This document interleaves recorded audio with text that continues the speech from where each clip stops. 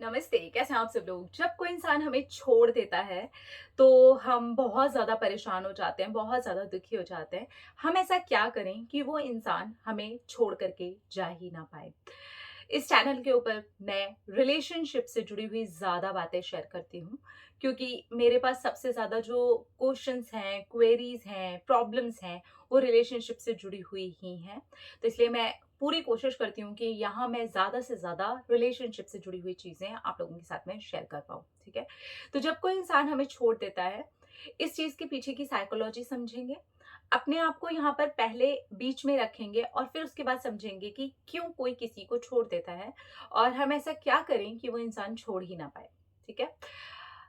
आपने भी अपनी लाइफ में बहुत सारे ऐसे लोगों को छोड़ा होगा जो लोग आपके लाइफ में आना चाहते होंगे, लेकिन आप नहीं चाहते कि वो आपके लाइफ में रहें, क्योंकि वो वाइब आप फील नहीं करते उनके साथ में, वो कनेक्शन आप फील नहीं करते, या फिर वो इंसान आपको आपके लेवल का नहीं लगता, या फिर वो बातचीत आपको अपने लेवल की नहीं लगती, या बहुत सारी ऐसी चीजें हो सकती हैं जहां पर आप या लगा करके देख सकते हो कि ये हो सकता है या ये हो सकता है या ये हो सकता है या ये हो सकता है या ये हो सकता है।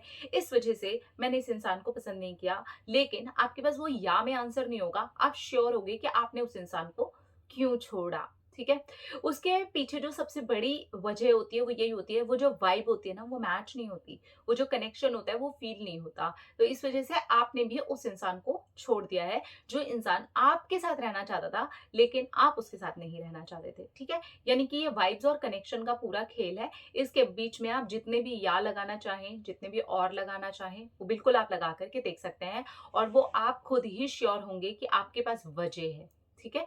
लेकिन वो वाइब और कनेक्शन जो है वो मेन रोल प्ले कर रहा होता है, ठीक है?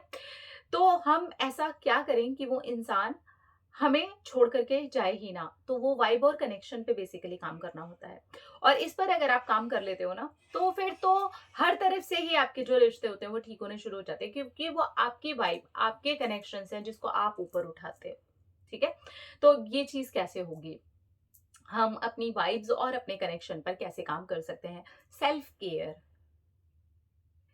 ये वाइब्स को मैच करने का बहुत बड़ा और बड़ा सुनहरा तरीका है। जिस भी इंसान ने आपसे ठुकराना वो लिया है ना, एक्सेप्ट किया है ना, क्योंकि ठुकराने वाली फीलिंग क्या होती है कि जब कोई इंसान हमें मना कर देता है या हमें छोड़ देता है या एक रिलेशनशिप में रहने के बाद में वो इंसान कोई एक्सक्यूज बनाता है, कुछ भी करता है, तो हमें फील होता है कि शायद हम इसके लायक नहीं है, और फिर हम वो फील उसके अंदर जनरेट करवाने की कोशिशें करते हैं, जो कि बिल्कुल नकली होती हैं, सिंथेटिक होती हैं, वो चीज़ वैसे काम ही नहीं कर पाती है। तो बेसिकली ये एक डाउन वाली फीलिंग है जब कोई इंसान हमें छोड़ देता है। तो हमें ये समझना है कि जो वाइब है और ये जो कनेक्शन है ना, वो सबसे पहले अगर कहीं पर भी मिलेगा तो वो मुझ में मिलेगा, जिसे आपने छोड़ा है ना, जिसके साथ आपका कनेक्शन नहीं था ना, उसके अंदर भी ये दोनों चीज़ें नहीं थी। ना तो उसके अंदर सेल्फ केयर थी, ना ही सेल्फ लव था। तो जहाँ पर ये दोनों चीज़ें मिसिंग है ना, वहाँ पर रिश्तों में ऐसी चीज़ें एक्सपीरियंस में आती हैं, ऐसी चीज़ें एक्सपीरियंस करते हैं लोग, जहाँ पर वो रिजेक्शन ही पाते हैं। कुछ लोग ऐसे होते हैं जो एक रिलेशन बहुत टाइम तक चल गया, फिर रिजेक्शन मिल गया, किसी का शुरू होते ही रिजेक्शन मिल गया, किसी का बस कुछ टाइम तक थोड़ी मोड़ी बात शुरू हुई थी, वहीं रिजेक्शन मिल गया, और किसी की तो बिल्कुल 1% भी बात शुरू नहीं हुई थी, सिर्फ पसंद ही किया था और वहीं रिजेक्शन मिल गया। तो बेसिकली वो कनेक्शन और वो वाइब जो थी वो मैच नहीं हो रही थी, क्योंकि आपके अंदर इन दोनों ही चीजों की कमी है। सेल्फ केयर, और सेल्फ केयर में सिर्फ आपकी ऊपरी बॉडी नहीं आती है, आप अंदर भी आते हैं। सेल्फ लव में भी सिर्फ आपकी ऊपरी बॉडी नहीं आती है, आप अंदर भी आते हैं। यानी कि आपका माइंड, आपका खुद का होना, आपकी ओवरऑल पर्सनालिटी, आपकी बॉडी, आपके हाव भाव, आपका बात करना, आपकी हर एक चीज, ये सारी चीजें आती हैं। आप सोचिए कि अगर एक इंसान अपनी सेल्फ केयर और सेल्फ लव पर बहुत ज्यादा ऊपर है, तो पहली बात तो ये है कि उसको रिजेक्ट करना इम्पॉसिबल है। आप जब किसी एक ऐसे इंसान को देखते हैं जो उत्साह से भरा हुआ है, और वो एक्चुअली उसकी सेल्फ केयर और सेल्फ लव था, क्योंकि वो थोड़ी ना सामने आती हैं चीज़ें कि मैं तो बहुत सेल्फ केयर करती हूँ, मैं तो बहुत सेल्फ लव करता हूँ, वो चीज़ें सामने थोड़ी ना आती हैं। मेरी जो पर्सनैलिटी आएगी, मेरा जो बात करने का तरीका आएगा, मेरे जो होने का तरीका आएगा, वही आप लोगों के सामने आएगा और वही सब लोगों के सामने आता है एक-दूसरे का। तो वो जो 2 चीज़ें होती है ना, ये आपकी वाइब्स और कनेक्शन को किसी के भी साथ मैच कराने के लिए ऐसा काम करते हैं जिसे आप अनबीटेबल बोल सकते हैं। वो बीट ही नहीं कर सकता और सामने वाला इंसान आपको छोड़ ही नहीं सकता।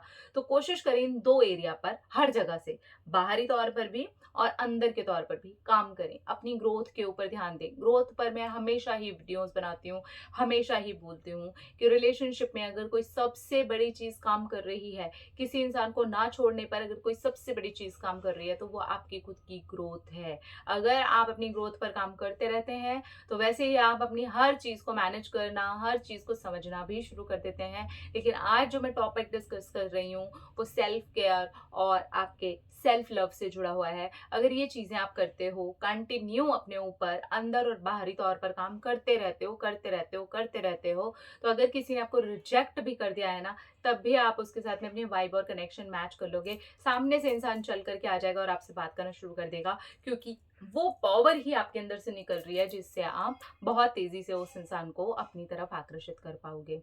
तो इन 2 चीज़ों पर आप जितना ज़्यादा काम करते हो, उतना ही आपके लिए अच्छा है। करके देखिए, क्योंकि रिजेक्शन हमें लो फ़ील करवाता है और कहीं न कहीं ये एक पॉज़िटिव चीज़ भी है, जिससे हमें ये पता चलता है कि यार मुझे रिजेक्शन मिला है, यानी कि मुझे अपने अंदर कुछ बदलाव लाने की, कुछ चीज़ें करने की, अपने आप को इम्प्रूव करने की ज़रूरत है। मुझे अपने आप को समझने की ज़रूरत है।